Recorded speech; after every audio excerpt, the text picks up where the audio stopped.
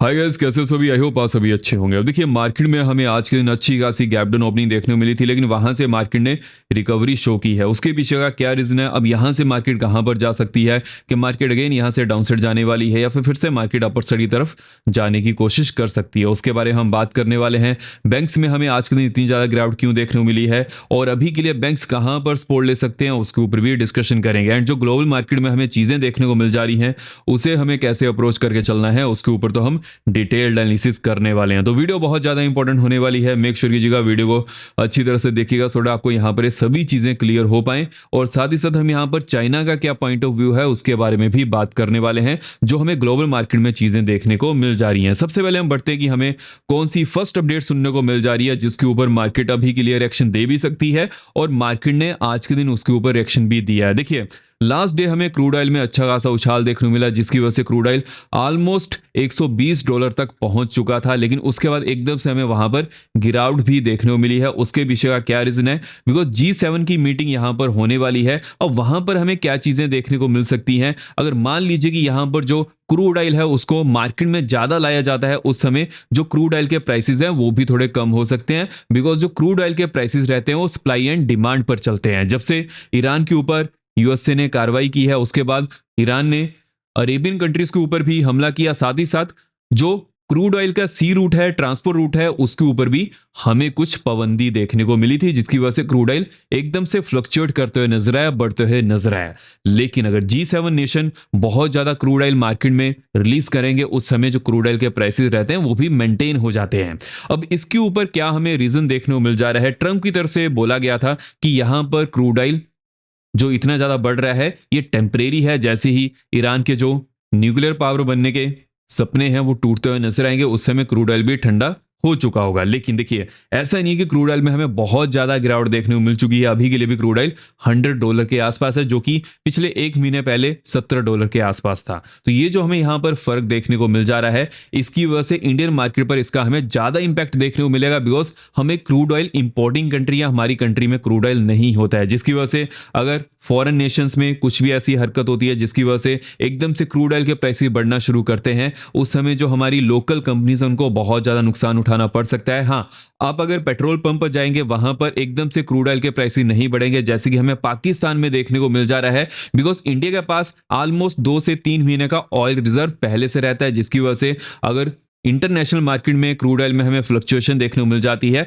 उस समय petrol pump के प्राइसेस एकदम से नहीं बढ़ते हैं। बट अगर यही चीज 2 से 3 महीने खिंच जाती है, उस समय आपको पेट्रोल पंप पर भी प्राइसेस बढ़ते हुए नजर आ सकते हैं, बिकॉज गवर्नमेंट उस समय इस चीज को होल्ड नहीं कर पाएगी। तो यहां पर हमें किस चीज के ऊपर फोकस करना है? देखिए, हालांकि आप ये ना सोचिए कि गवर्नमेंट ने बहुत ज्यादा फायदेमंद चीज की है, बिकॉज जब क्रूड ऑयल $60 के आसपास भी होता है, उस समय भी पेट्रोल के प्राइसेस ₹100 के आसपास ही पे करने पड़ते हैं। तो वैसे ही गवर्नमेंट इस चीज को मैनेज करती है।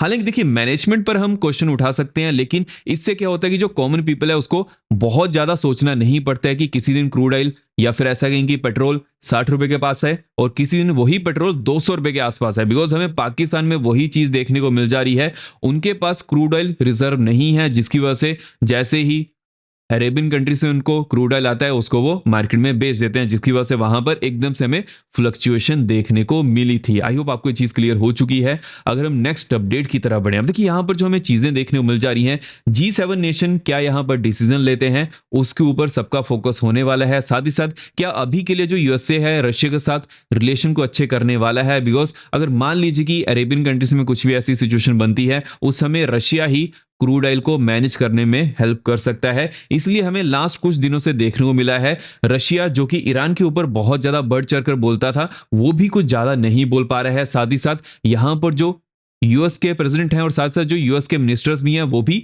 रशिया के ऊपर कुछ भी बड़ा बयान नहीं दे पा रहे हैं। इसके ऊपर आपका फोकस होना चाहिए। बट अगर हम यहां पर चाइना की बात करें, देखिए चाइना ने जो ईरान के नए सुप्रीम लीडर बने हैं उनको बैक किया है, उनको सपोर्ट किया है, और इसके ऊपर उन्होंने ये भी चीज क्लियर की है, अगर इनको भी टारगेट किया जाता है उस समय चाइना उस चीज को अपोज करेगा। अब देखिए, चाइना हमेशा ये चीज तो कहता है कि वो अपोज करने वाला है, लेकिन वो कितना ज्यादा अपोज कर सकता है इसके ऊपर वो कभी भी क्लैरिटी नहीं देता है। देखिए, जब से चाइना में कम्युनिस्ट पार्टी आई है, उस समय से चाइना ने एक भी लड़ाई बाहर नहीं लड़ी है। वो हमेशा इस चीज पर फोकस करते हैं कि उनको कितना ज्यादा सामान बाहर एक्सपोर्ट करना है और किस कंट्री को बहुत ज्यादा लोन देना है जिसकी वजह से वो कंट्री कोलैप्स कर जाए और उनके अंडर आ जाए। हमने बहुत ज्यादा देखा है साउथ अमेरिका में, अफ्रीकन कंट्रीज में, और साथ साथ अगर हम यहाँ पर एशियन मार्केट की बात करें तो श्रीलंका का भी एग्जाम्पल आपके पास है। तो इस चीज के ऊपर हमें ऐसे फोकस करके चलना है। हालांकि अगर हम यहाँ पर पाकिस्तान की बात करें, देखिए हालांकि चाइना की इन्वेस्टमेंट पाकिस्तान में बहुत है, लेकिन पाकिस्तान की जो आर्मी है, जो कंट्री को चलाती है, कभी वो चाइना के साथ होते हैं, कभी वो यूएसए के साथ होते हैं, वो इनको स्मार्टली प्ले फिर भी कर लेते हैं। हालांकि वो वहां पर भीख ही मांगते हैं, लेकिन फिर भी वो इन सभी कंट्री से डील किसी ना किसी वे में कर लेते हैं। इसके ऊपर सिंपली एक ही रीजन है, आर्मी को जहां से पैसा आता है, जो पाकिस्तान की आर्मी है, वहां से वो उस पैसे को उठाती है, उनका काम करती है। आपने बहुत बार देखा होगा जितनी भी अरेबियन कंट्रीज हैं वहां पर पाकिस्तान अपनी फोर्सेस को पैसे लेकर भेजती है। तो ये चीज हमें यहाँ पर फोकस में करके चलनी है। बट अगर हम यहाँ पर डोमेस्टिक मार्केट की बात करें कि आज के दिन हमें बैंक निफ्टी में इतनी ज्यादा गिरावट क्यों देखने मिली है, बैंक्स इतने ज्यादा क्यों गिरते हुए नजर आए हैं। देखिए जो बैंक्स का यहाँ पर गिरने का एक मेन रीजन है वो तो यही है कि जो बॉन्ड डील्स हैं एकदम से बढ़ते हुए नजर आई है। देखिए जब भी मार्केट में कुछ भी फियर रहता है उस समय लोगों का पैसा स्टॉक से हटकर बॉन्ड यील्ड में जाना शुरू कर देता है, जिसकी वजह से स्टॉक मार्केट में गिरावट देखने को मिलती है और जो बॉन्ड यील्ड्स हैं वो बढ़ना शुरू कर देती हैं। उसकी वजह से जो बैंक्स हैं उनको ज्यादा नुकसान झेलना पड़ता है। साथ ही साथ अगर हम क्रूड ऑयल की बात करें वो भी यहां पर बढ़ा था, एंड रुपी की बात करें तो रुपी भी बहुत ज्यादा गिरते हुए नजर आया है। रुपी ऑल टाइम लो के आसपास है, 92 93 के आसपास। अब जब भी ये चीजें बनती हैं उस समय जो बैंकिंग सेक्टर है उसको ज्यादा नुकसान उठाना पड़ता है और वही चीज हमें यहां पर देखने को मिल जा रही है। लेकिन अब बैंक्स कहां पर सपोर्ट ले सकते हैं, उसको कैसे प्ले करना है, वो हम आगे बात करेंगे। उससे पहले जो मैंने आपको इस चीज के बारे में अपडेट किया था कि यूएसए ने ये कहा है कि उन्होंने इंडिया को 30 डेज का वेवर दिया है रशियन ऑयल को बाय करने के लिए। देखिए ये चीज थी, ये डोमेस्टिक मार्केट के लिए थोड़ा बैकफायर करते हुए नजर आई है। बिकॉज अगर हम ऐसे लेकर चलें तो इंडिया कभी भी किसी कंट्री की नहीं सुनता अगर हम हिस्टोरिकल डाटा की बात करें। हालांकि गवर्नमेंट ने इसके ऊपर बयान भी दिया था कि हम किसी भी कंट्री की नहीं सुनते, जो हमें अच्छा लगता है हम वही करते हैं। लेकिन देखिए यूएस के ट्रेजरी सेक्टर ने इतनी बड़ी बात कही है जिसकी वजह से उसका इंपैक्ट हमें आज के दिन मार्केट पर देखने को मिला था। गैप डाउन ओपनिंग थोड़ी बड़ी बनते हुए नजर आई थी, हालांकि वहां से मार्केट ने रिकवर किया है because of the G7 nation meeting. अगर हम यहां पर एफआईज के डाटा की बात करें, देखिए एफआईज तो कंटिन्यूसली यहां पर सेलिंग कर रहे हैं, रेड में ही डाटा शो कर रहे हैं। इस मंथ बहुत बड़ा नंबर हमें देखने को मिल जा रहा है। डीएस की बात करें तो डीएस का ग्रीन में नंबर बहुत बड़ा हमें देखने को मिल जा रहा है। देखिए डीएस कंटिन्यूसली यहां पर ग्रीन में डाटा शो कर रहे हैं जो कि काबिले तारीफ है। बिकॉज अगर हम डीएस के हिस्टोरिकल डाटा की बात करें, डीएस कभी भी इतना ज्यादा परचेजिंग नहीं करते हैं, वो कभी ना कभी यहां पर सेलिंग करना भी शुरू करते हैं। इसके पीछे के दो रीजन हो सकते हैं। फर्स्ट ऑफ ऑल डीआईएस के लिए जो लिक्विडिटी है कहां से आती है, म्यूचुअल फंड से। अभी के लिए अगर हम करंट सिचुएशन की बात करें, बहुत ज्यादा लोग जो न्यू लोग हैं वो भी म्यूचुअल फंड में आना शुरू कर रहे हैं। और साथ ही साथ अगर हम डीआईएस की लिक्विडिटी का सेकंड सोर्स की बात करें तो वो कहीं ना कहीं फॉरेन नेशन से आ जाता है। देखिए जितने भी यहां पर डीआईएस हैं उनके कहीं ना कहीं जो लिंक रहते हैं वो फॉरेन नेशन से भी रहते हैं। हालांकि यहां पर टोटली क्लियर नहीं होती हैं चीजें, लेकिन फिर भी जो रशिया है या फिर जो अदर नेशन है वो ऐसे ही डीआईएस के थ्रू भी यहां पर आना ज्यादा प्रेफर करते हैं। बट इसके ऊपर आपको हमेशा इस चीज के ऊपर फोकस करना है कि डीआईएस कब यहां पर रेड में डाटा शो कर सकते हैं। देखिए मेरा यहां पर यह मानना है डीआईएस का नंबर रेड में तभी यहां पर ज्यादा शो हो सकता है जब मार्केट में फियर और भी ज्यादा बढ़े। देखिए इतनी बड़ी न्यूज यहां पर हो चुकी है, उस समय भी अगर डीएस यहां पर पॉजिटिव में नंबर शो कर रहे हैं, म्यूचुअल फंड का पैसा इतना नहीं आ रहा है जितना जो मैंने आपको सेकंड रीजन बताया है वहां से आ रहा है। देखिए आपको चीजें कोई नहीं बताएगा, हमेशा आपको एक चीज के ऊपर फोकस करना है। जो दिखाया जाता है वही सिर्फ सच नहीं होता है, जो यहां पर छिपा हुआ है उसको भी हमें फाइंड आउट करना पड़ता है। हमेशा मार्केट को समझिए, मार्केट में क्या चीजें इंपॉर्टेंट है। अब एक कॉमन ट्रेडर के पास क्या चीजें इंपॉर्टेंट हो जाती हैं कि चार्ट पैटर्न कैसे बन रहे हैं। हाँ, जो यहां पर अपडेट हमें सुनने को मिल जा रही है उसको आप अच्छी तरह से समझिए, उसके ऊपर आप बाइस लीजिए कि हाँ यहां पर न्यूज ऐसी है, नेगेटिव है, पॉजिटिव है, नेगेटिव है, उसके ऊपर मार्केट में हमें वैसा रिएक्शन देखने को मिल सकता है। लेकिन जोन्स इंपॉर्टेंट रहती हैं कि जोन्स यहां पर कैसी हैं, वहां पर कैसा हमें रिएक्शन देखने को मिलेगा, उसको कैसे अप्रोच करके चलना है, वो सभी चीजें भी इंपॉर्टेंट हो जाती हैं। अगर हम यूएस मार्केट की बात करें, यूएस मार्केट में अभी के लिए कौन से इंपॉर्टेंट डाटा हैं, वहां पर हमें कैसे चीजों को लेकर चलना है। देखिए यूएस के जो सीपीआई डाटा हैं वो तो चलिए इंपॉर्टेंट हो गई, जैसे इसके बारे में कुछ क्लैरिटी आएगी उसके ऊपर हम फिर से एनालाइज करने वाले हैं। लेकिन जो ट्रम्प का बयान था उसके बाद हमें क्या चीजें देखने को मिली हैं, जो मार्केट स्पेशली जो ग्लोबल मार्केट थी मॉर्निंग सेशन में इतना ज्यादा गिरी थी, वहां से हमें अच्छी खासी रिकवरी देखने को मिल चुकी है। क्रिप्टो में भी हमें अच्छी खासी रिकवरी बनते नजर आई है लो रेंट से। लेकिन अभी के लिए यहां पर हमें क्रिप्टो में किन चीजों के ऊपर फोकस करना है उसके बारे में बात कर लेते हैं। देखिए on the 15 minute time frame अगर 69,500 के ऊपर क्लोजिंग देखने को मिल जाती है, उसके बाद नेक्स्ट यहाँ पर ऑलमोस्ट 70,250 की बनते हुए नजर आ रही है। उसके बाद नेक्स्ट 950 तक की देखने को मिल सकती है। लो रेंज की बात कर लेते हैं। अब देखिए लो रेंज में 68,700 के नीचे अगर on the 15 minute time frame market जाती है, डाउन साइड में नेक्स्ट यहाँ पर 67,850 की बनते हुए नजर आ रही है। उसके बाद नेक्स्ट 66,600 तक की देखने को मिल सकती है। हालांकि यहाँ पर मैं फोकस करके चलने वाला हूँ, जैसे ही जोन्स ब्रेक होंगी उसके बाद हम फिर से उसको वैसे ही एनालाइज करने वाले हैं। बट अगर हम यहाँ पर गोल्ड की बात करें, देखिए जब भी मार्केट में कुछ भी पॉजिटिव रिलीफ हमें सुनने को मिलेगी, जैसे कि ट्रम्प ने यह बयान दिया था कि जो क्रूड ऑयल के प्राइसेस हैं वो फिर से डाउन आना शुरू कर देंगे जब वो ईरान के ऊपर कार्रवाई अपनी को पूरी कंप्लीट कर लेंगे, और साथ ही साथ जो G7 नेशन की बात थी उसके बाद हमें गोल्ड में थोड़ी गिरावट देखने को मिल जा रही है। बिकॉज गोल्ड या फिर ऐसा कहें कि जो कमोडिटी है तभी बढ़ती है जब मार्केट में फियर ज्यादा होता है, उस समय जो मार्केट का पैसा है वो कमोडिटी में जाना शुरू कर देता है। लेकिन अभी के लिए अगर हमें ट्रम्प की तरफ से कुछ भी पॉजिटिव बयान सुनने को मिलता है, उस समय जो कमोडिटी में पैसा जा चुका था वो फिर से ट्रांसफर होता है मार्केट में।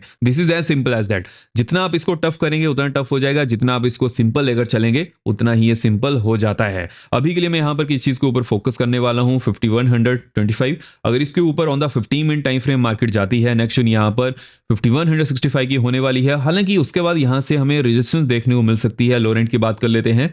लो रेंज में 5067 के नीचे अगर मार्केट जाती है, डाउन साइड में नेक्स्ट यहाँ पर 35 की होने वाली है। हालांकि 35 से लेकर 25 की जोन में एक अच्छी खासी सपोर्ट जोन बन चुकी है। लेकिन अगर on the 15 minute time frame market 25 के नीचे भी जाती है, उसके बाद नेक्स्ट यहाँ पर ऑलमोस्ट 4980 की देखने को मिल सकती है। और देखिए जिसको भी कमोडिटी में या फिर क्रिप्टो में इंटरेस्ट है तो कॉइनडिस्क का लिंक मैंने डिस्क्रिप्शन बॉक्स में दिया हुआ है, वहां से आप चेकआउट कर सकते हैं। यहाँ पर बहुत सारी चीजें देखने को मिल जाती हैं, जैसे कि यूएस स्टॉक के जो फ्यूचर्स हैं वो भी ओपन हो चुके हैं, उनका भी फायदा उठा सकते हैं। बिकॉज क्रिप्टो में हमें अच्छी खासी गिरावट देखने को मिल चुकी है, तो वहां पर एसआईपी का मौका भी बन जाता है। कॉइनडिस्क की ऐप में एक सेपरेट सेक्शन दिया गया है जहां पर एसआईपी का फायदा भी उठा सकते हैं, उसको भी आप चेकआउट कर सकते हैं। जैसे ही अकाउंट ओपन करिएगा उसके बारे में मुझे अपडेट कर दीजिएगा, जिसको भी क्रिप्टो चैनल में ऐड होना है। अगर हम यहाँ पर इंपॉर्टेंट जोन्स की तरफ बढ़ेंगे, अभी के लिए मार्केट में कौन सी इंपॉर्टेंट जोन्स है उसको हमें कैसे लेकर चलना है। देखिए मार्केट ने कहां पर क्लोजिंग दी है, 24,028 के आसपास। जैसी मार्केट 24,065 के ऊपर जाती है, नेक्स्ट यहाँ पर 172 195 की होने वाली है। उसके बाद नेक्स्ट 3102 335 की देखने को मिल सकती है, एंड 400 टू 415 की नेक्स्ट बनते हुए नजर आ रही है। लेकिन मेरा कहां पर फोकस होने वाला है, 170 टू 195। बिकॉज जब मार्केट इस जोन के आसपास आएगी रेजिस्टेंस फेस कर सकती है, उसके बाद वेट करना पड़ेगा 15 मिनट टाइम फ्रेम पर मार्केट के क्लोज होने का। डाउन साइड की बात करें तो देखिए मान लीजिए कि मार्केट यहीं पर ही ओपन करती है, उसके बाद जो फर्स्ट 5 मिनट कैंडल है नेगेटिव बनती है, उसके बाद नेक्स्ट यहाँ पर 975 की होने वाली है। हालांकि 975 की जो जोन है वो बहुत ही ज्यादा इंपॉर्टेंट है। अगर इसके ऊपर मार्केट जाती है, इसके नीचे अगर मार्केट जाती है, उसके बाद डाउन साइड में नेक्स्ट यहाँ पर 852 835 की देखने को मिल सकती है, एंड 772 745 की नेक्स्ट जोन बनते हुए नजर आ रही है। हालांकि यहाँ पर एक अच्छी खासी सपोर्ट जोन बन चुकी है। जब भी मार्केट इस जोन के आसपास आएगी फिर से हम इसको एनालाइज करने वाले हैं। अगर हम यहाँ पर बैंक्स की बात करेंगे, बैंक्स में अभी के लिए हमें कौन सी इंपॉर्टेंट जोन देखने को मिल जा रही है। देखिए जो भी जोन्स मैंने यहाँ पर मार्क की हुई हैं, जब भी बैंक्स इन जोन्स के आसपास थे वहां पर बहुत अच्छी तरह से आज के दिन बैंक्स ने रिएक्शन दिया है। लेकिन बैंक्स अभी के लिए कहां पर क्लोज किए हैं, 56,019 के आसपास। अब देखिए यहां पर हमें किस चीज के ऊपर फोकस करना है। अगर फर्स्ट 5 मिनट कैंडल यहां पर पॉजिटिव बनती है, नेक्स्ट यहां पर ऑलमोस्ट 56,120 की होने वाली है। उसके बाद नेक्स्ट ऑलमोस्ट 300 की बनते हुए नजर आ रही है, एंड 440 की नेक्स्ट देखने को मिल सकती है। लो रेंज की बात कर लेते हैं। अगर फर्स्ट 5 मिनट कैंडल यहां पर नेगेटिव बनती है और डाउन साइड में 56,000 के नीचे मार्केट जाती है, डाउन साइड में नेक्स्ट यहाँ पर 55,900 टू 880 तक की देखने को मिल सकती है, एंड 735 टू 715 की नेक्स्ट बनते हुए नजर आ रही है। हालांकि ये जो जोन है 635 टू 600, यहाँ पर मार्केट के सपोर्ट लेने के ज्यादा चांसेस बन सकते हैं। जब भी मार्केट इस जोन के आसपास आएगी फिर से हम इसको एनालाइज करने वाले हैं। लेकिन अगर on the 15 minute time frame market इसके नीचे क्लोज करती है, डाउन साइड में नेक्स्ट यहाँ पर 442 425 की देखने को मिल सकती है। और देखिए जैसे कि हमें इंडिया विक्स में आज के दिन भी अच्छी खासी तेजी देखने को मिल चुकी है। अब इंडिया विक्स इतना ज्यादा बढ़ चुका है, उस समय अगर मान लीजिए कि इंडिया विक्स में हमें ज्यादा तेजी देखने को नहीं मिलती है तो जो प्रीमियम्स हैं वो भी बहुत जल्दी गिरने वाले हैं। आज के दिन भी मार्केट अच्छा खासा गैप डाउन ओपन की थी, लेकिन वहां पर पुट साइड के प्रीमियम नहीं बढ़े हैं इंट्राडे की बात करें, लेकिन जो सी साइड के प्रीमियम हैं वो भी कुछ ज़्यादा फ्लक्चुएट नहीं कर पा रहे हैं। देखिए, जब भी मार्केट में फियर होता है, अगर उस समय विक्स बढ़ता है दैट्स वेल एंड गुड, लेकिन अगर विक्स पहले ही बहुत ज़्यादा बढ़ चुका है, जैसे कि हम यहाँ पर इंडिया विक्स की बात करें तो इंडिया विक्स ने क्या किया है, जो फर्स्ट कैंडल थी वहीं पर ही बढ़ चुका था, उसके बाद यहाँ पर बिल्कुल भी मूव नहीं किया है ऑल डे। जब भी ऐसा कोई सिनेरियो बनता है तो उस समय प्रीमियम जल्दी गिरते हैं एज कम्पेयर टू वो बढ़े। तो ये चीज़ आपको हमेशा यहाँ पर फोकस में करके चलनी है। एंड यहाँ पर जो भी चीज़ें हमने डिस्कस की हैं, अगर कुछ भी चेंजेस आते हैं वो तो चलिए मैं ग्रुप में अपडेट कर ही दूंगा। आई होप आपको वीडियो इंफॉर्मेटिव लगी हो। इंपॉर्टेंट जोन्स को अच्छी तरह से ध्यान में रखिएगा। अब हम मिलते हैं नेक्स्ट वीडियो में। जय हिंद।